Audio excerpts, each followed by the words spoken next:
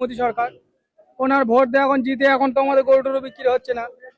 এখন কি করবো এই গরুগুলো কি করবো আমরা?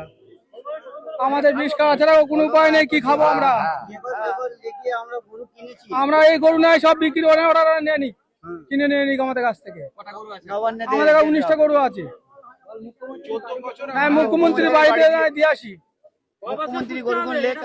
সেই টাকাগুলো আমাদের নাই দিক, আর কি করা যাবে? না আত্মহত্যা করতে হবে। অনেক টাকা, 7 থেকে 8 লাখ টাকা দাম, সব সুদি টাকা নেওয়া আমাদের।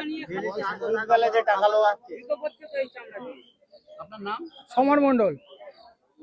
আপনি তো গরুর জায়গায় ছাগলের ব্যবসা বা আদার্স ব্যবসা করতে পারতেন, গরুর ব্যবসা চুজ করে কি আপনি ভুল করেছেন বলে মনে করছেন? এগুলো আমরা কিনে পোষা হয়, পুষে তো আবার বিক্রি করা হয় ঈদের সময়। আমরা যা টাকা মানে উপার্জন করে সেই টাকা গরু বাছুর কিনে রাখি, ঈদের সময় জানি একটু সব বিক্রি করে একটা ঠোকে টাকা পাবো। সারা মৌসুমে খেয়ে ধুয়ে যা পাবো, যা এখন তো সকাল থেকে একটা গরু বিক্রি হয় না, কি করবো গরু নিয়ে আমরা? হ্যাঁ, আপনি কেন বিক্রি করছেন? কালি আমরা ও দেবতা, আমরা দেবেন চলে যাবে, আমরা কি করবো?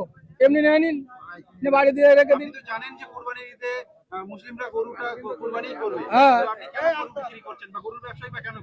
এ তো যুগ যুগ করে আসছে সবাই, নিজে বাপ দাদা সবাই করে আসছে।